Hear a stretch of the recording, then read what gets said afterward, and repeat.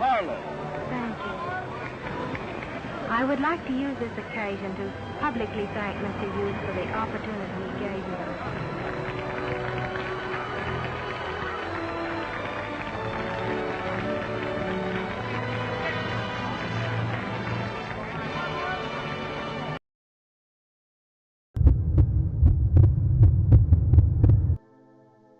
В 1930-е годы между владельцами голливудских компаний и медиамагнатами существовал негласный договор публиковать лишь то, что выгодно киношникам.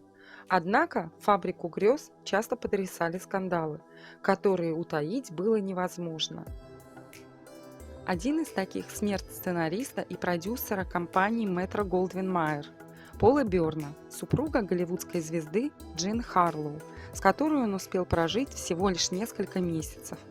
Утаить от прессы эту историю не удалось, но возможности MGM, крупнейшей кинокомпании того времени, выходили далеко за пределы сферы кино, и ее представителям удалось создать сценарий произошедшего, в который верят до сегодняшнего дня.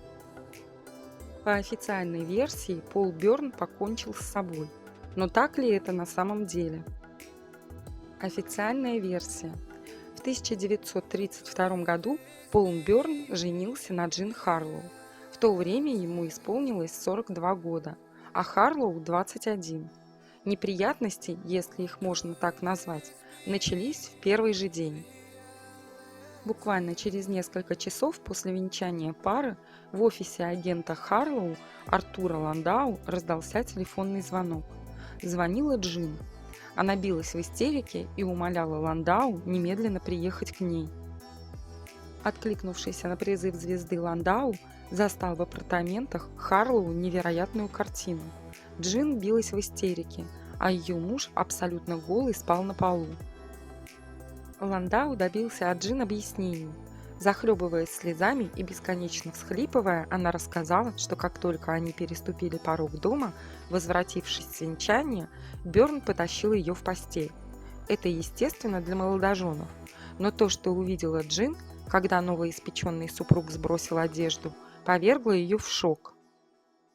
Оказалось, что он обладает недоразвитым мужским достоинством. Бёрн потребовал, чтобы Харлоу проявила все свои умения, но Джин брезгливо отказалась. Тогда Бёрн вышел из себя, напал на жену и принялся избивать ее тростью.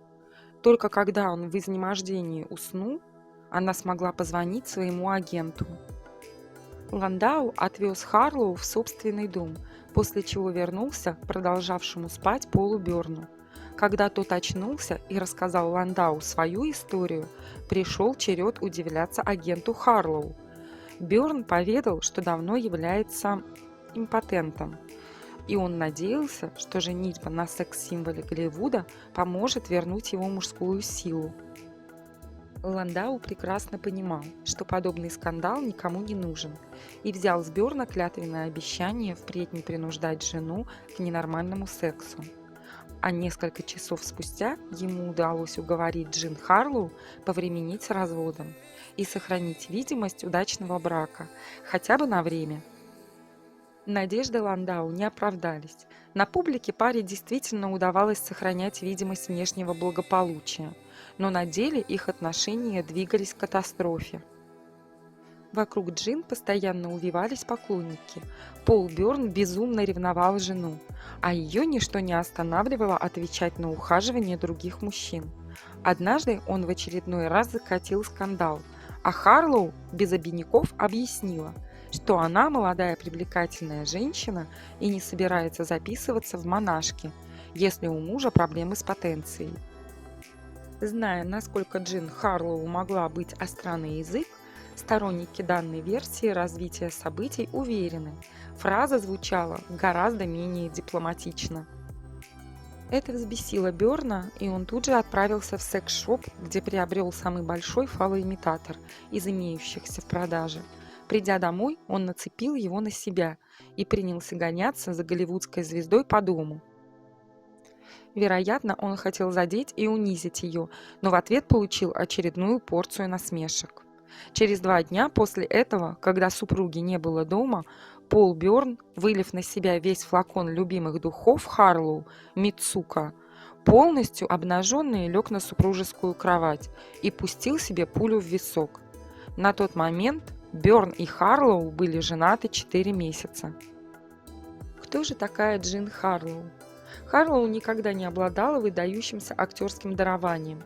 Это понимали многие, в том числе соучредитель MGM Луис Майер, который изначально не горел желанием заключать с Джин контракт. Урожденная Харлин Карпентер переехала в Голливуд со своей матерью в 1923 году. К этому времени родители Харлин развелись, и ее мать страстно желала, чтобы дочь стала знаменитой актрисой. Девочке тогда было 12 лет. В 14 Харлин оставила школу, а с 1928 года, когда ей исполнилось 17, уже получила первые роли на кинофабрике. Голливудская легенда гласит, что юная Харлин поехала на кинопробы вместе с подружкой и записалась в актрисы случайно, за компанию.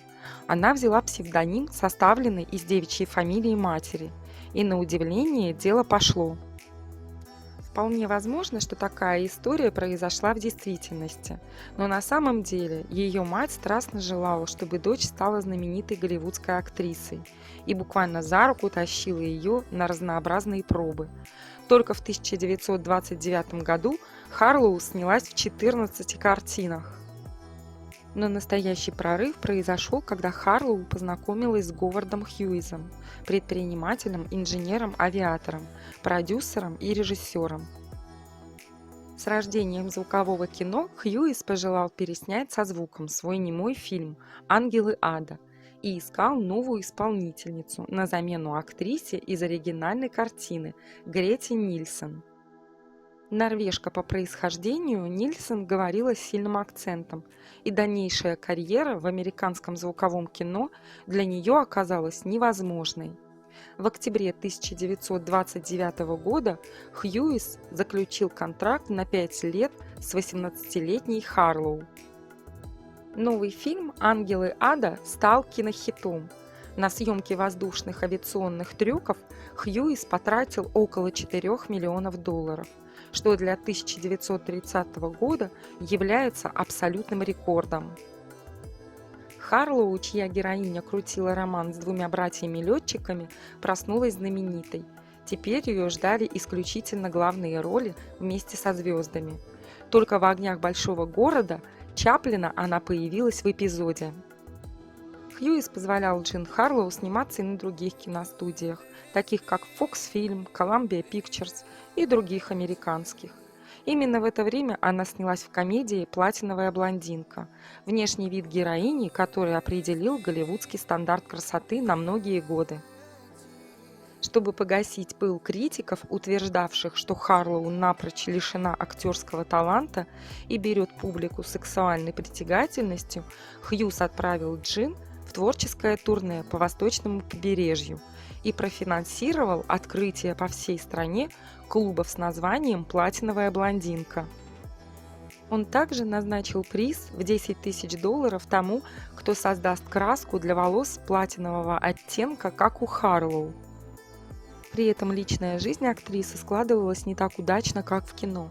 В 16 лет она вышла замуж за 19-летнего богатого наследника Чарльза Фремонта МакГрю. Брак продлился 2 года и распался из-за алкоголизма мужа. Семейная пара жила в достатке, поселившись, как подобает богачам, в Беверли-Хиллз, престижном районе Лос-Анджелеса. Еще не став настоящей звездой, Джин жила как звезда, но муж допустил ошибку, стремясь отдалить Джин от матери. Последняя этого позволить не могла и задействовала все свое влияние на дочь, чтобы убедить ее оставить мужа.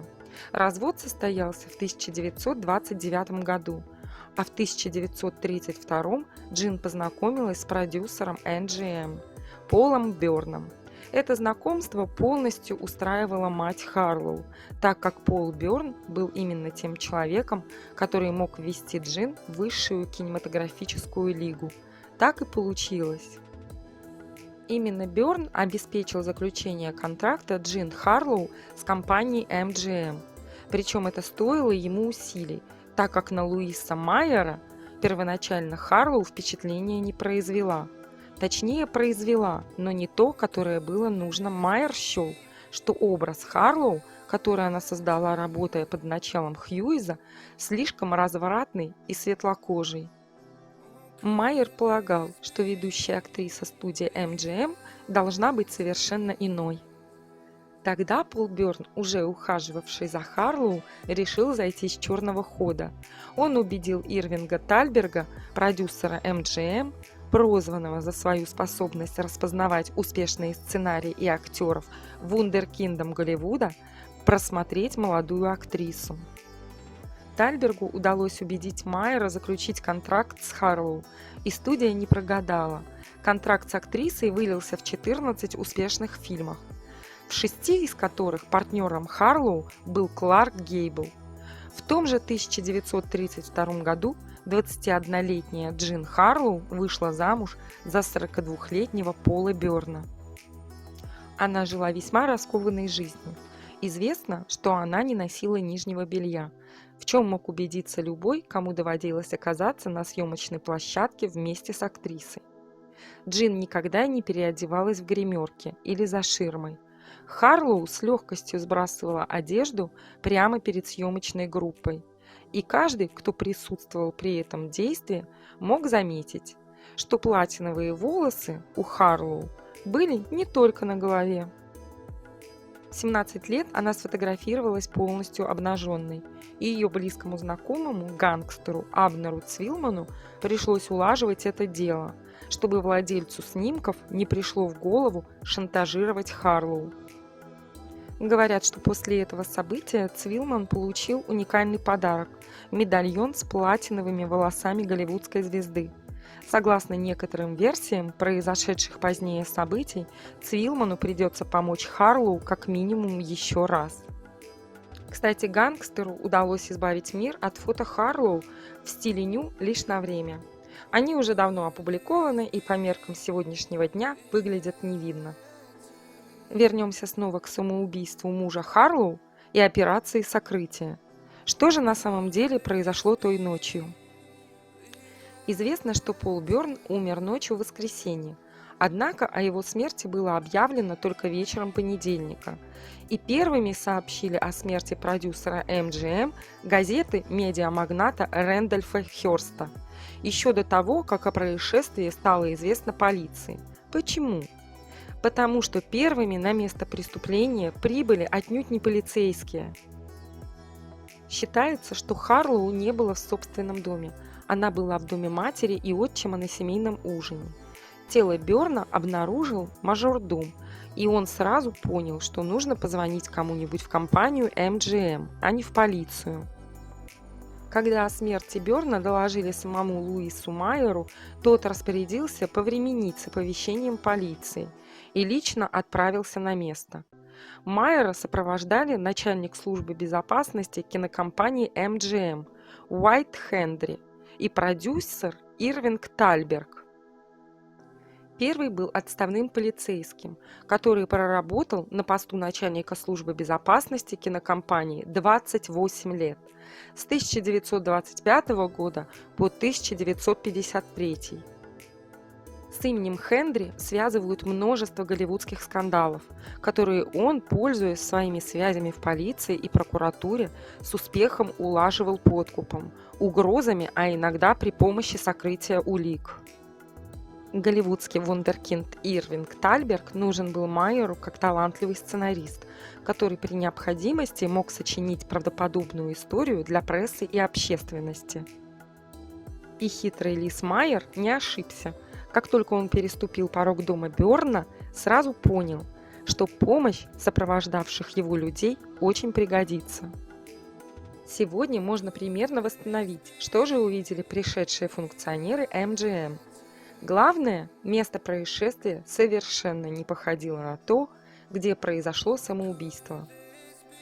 Они нашли тело Пола Бёрна не на кровати, опрысканным духами Джин Харлоу, а лежащим в шезлонге у бассейна.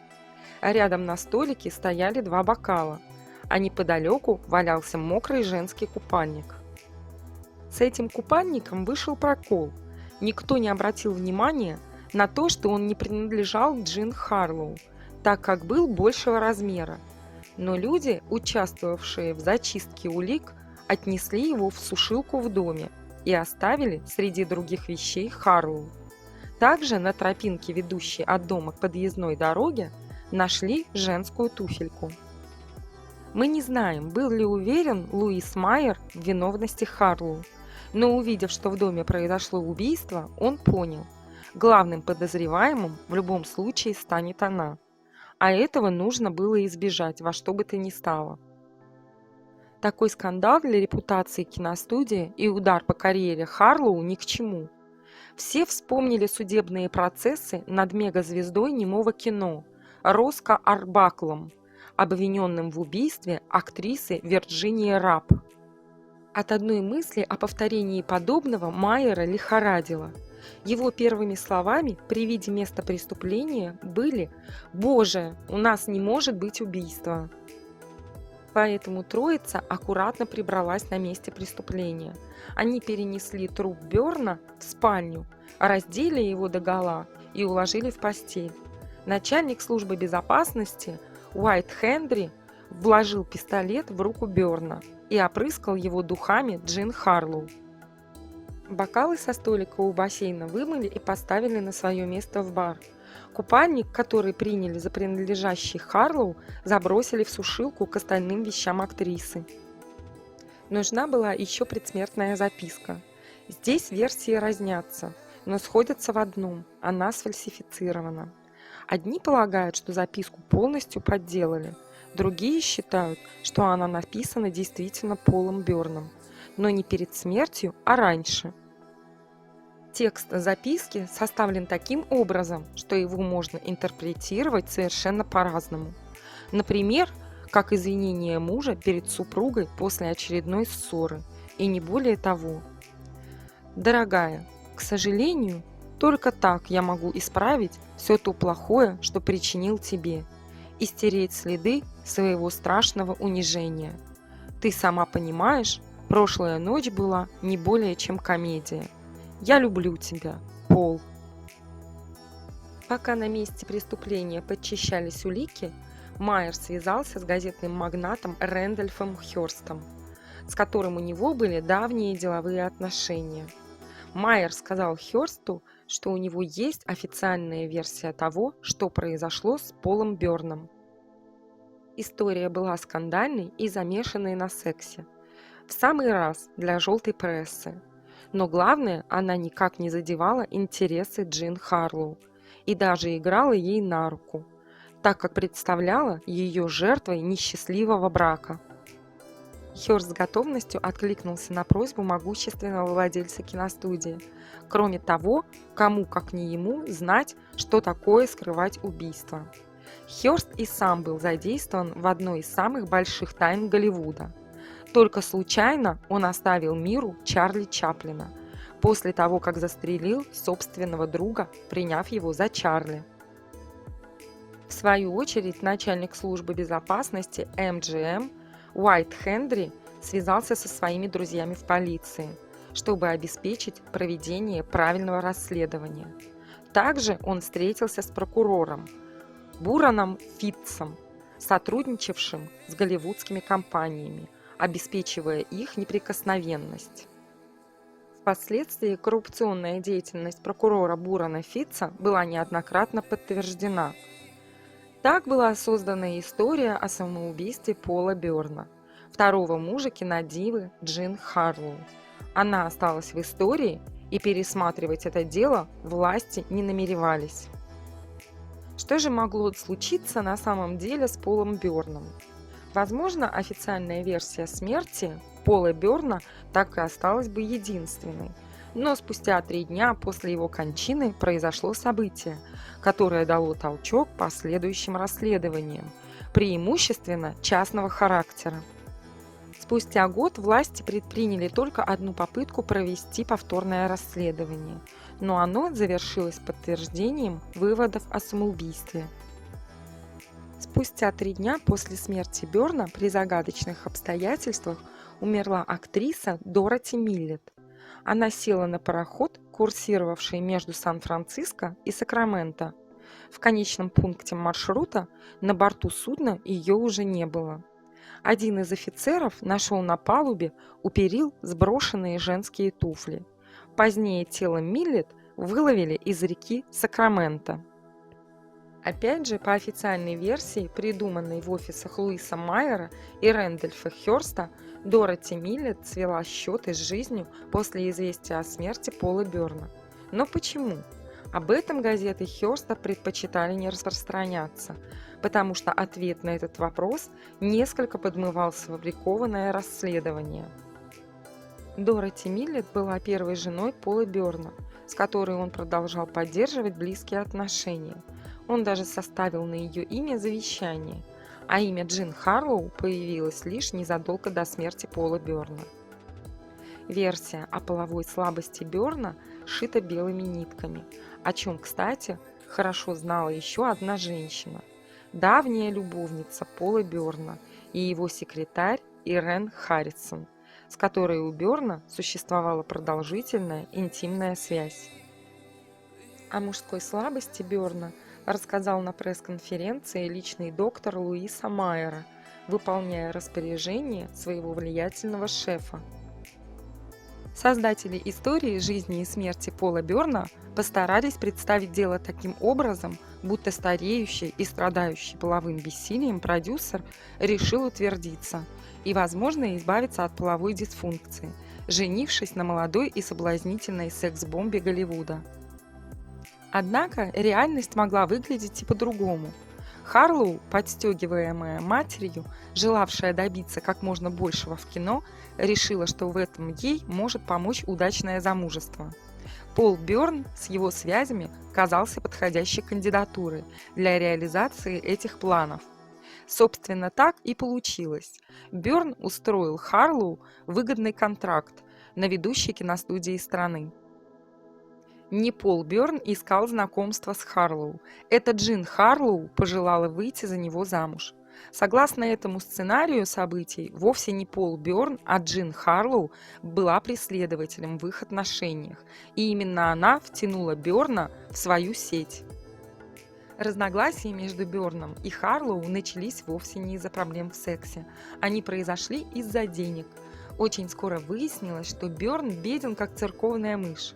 Когда Бёрн сделал свадебный подарок, дом на 5 гектарах земли в каньоне Бенедикт, Беверли-Хиллз, в голливудской тусовке смеялись.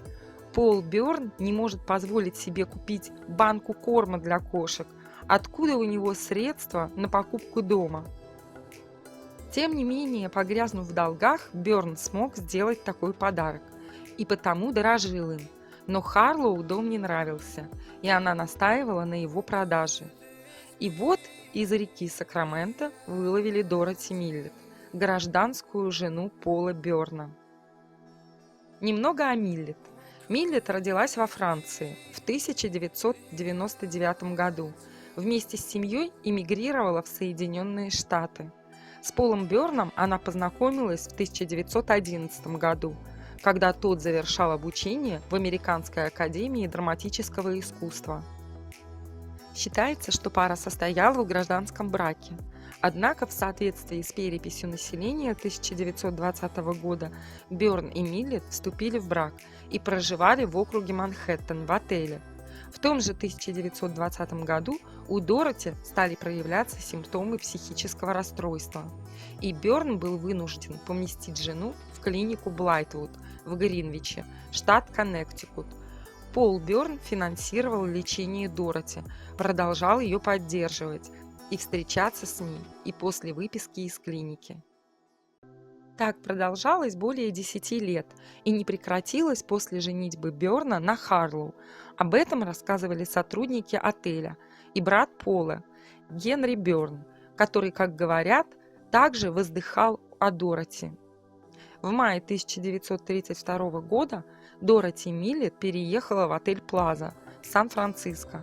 Она часто звонила Полу, Они устраивали встречи, и кроме этого Пол Бёрн ежемесячно отправлял Дороти через своего секретаря $350 на расходы.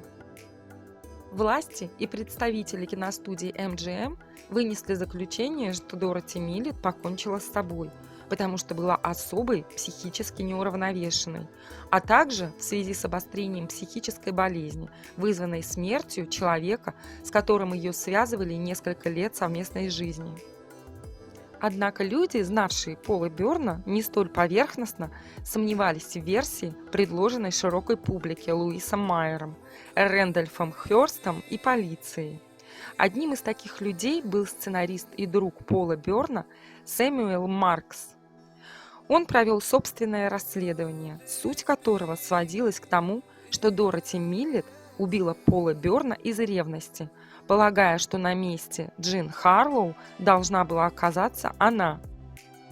Свои выводы Сэмюэл Маркс оформил в большой труд, но смог опубликовать книгу «Смертельные иллюзии. Джин Харлоу и убийство Пола Бёрна» только лишь в 1990 году, за 2 года до собственной смерти.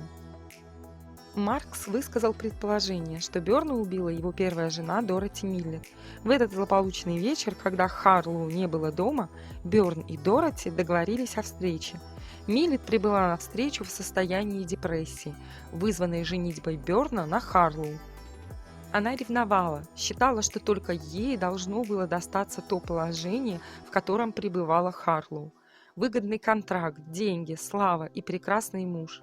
Во время возникшего спора она выстрелила в Бёрна и убила его. После этого Миллет спешно покинула место преступления, оставив у бассейна свой купальник, а на подъездной дорожке туфельку. После содеянного психологическое состояние Дороти Миллет ухудшилось, и она села на пароход с твердым намерением покончить с собой. Альтернативные версии. Существуют и другие предположения о лицах, причастных к убийству Бёрна. Трудно не подозревать причастность самой Джин Харлоу.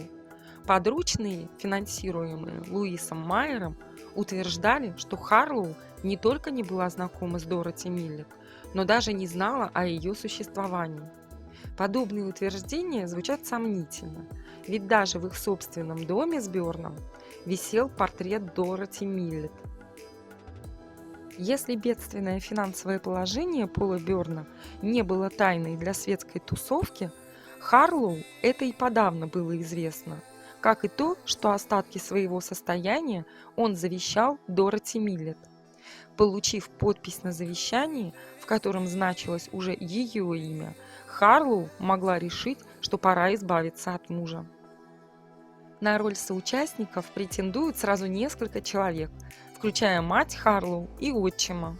Помочь актрисе в совершении преступления мог известный нам гангстер Цвилман, с которым Харлоу связывали не только дружеские отношения. На случай, если версия с самоубийством по каким-либо причинам провалится, Дороти Миллет становилась запасным игроком. На нее всегда можно было повесить убийство Пола Бёрна. События могли развиваться следующим образом. Полагая, что Харлоу не будет дома, Пол и Дороти договорились о встрече в доме Пола Бёрна. Они пили вино, купались в бассейне и занимались любовью. Именно в этот момент появилась Джин Харлоу. Застав супруга с другой, она метнулась в дом, зная, где Пол хранил свой пистолет. Когда Харлоу вернулась к бассейну с оружием, Дороти успела сбежать, поэтому весь свой гнев Харлоу обрушила на Пола, застрелив его. К слову, что касается оружия, из которого был застрелен Пол Бёрн, то именно Харлоу лучше других было известно, где муж хранит его. Ей не нужно было тратить время на поиск пистолета, она могла просто пойти и взять его. После поспешных похорон Пола Бёрна, на котором Харлоу продемонстрировала свой актерский талант, убедительно сыграв безутешную вдову, состоялись похороны Дороти Миллет. Ходили слухи, что траурную процедуру и скромный памятник оплатил анонимный благодетель. Некоторые считают, что анонимом была сама Джин Харлоу. Якобы она сделала это для того, чтобы общественность и пресса как можно быстрее забыли об этой истории. Джин Харлоу суждено было прожить после смерти Пола Бёрна всего лишь 5 лет. В начале 1937 года она переболела гриппом, который вызвал осложнение. Во время съемок фильма «Саратога» Харлоу стало плохо на съемочной площадке, и она даже потеряла сознание. Актрису доставили в больницу, где ей диагностировали уремию – отравление организма вследствие отказа почек. Харлоу прожила еще несколько дней и 7 июня 1937 года скончалась. На момент смерти ей исполнилось всего 26 лет. Отголоском истории с гибелью Пола Бёрна стали слухи, что отказ почек Харлоу произошел в результате ее избиения Полом. Однако эти слухи ничем не подтверждены и, скорее всего, рождены все в тех же кабинетах кинокомпании MGM и медиаимперии Рэндольфа Хёрста.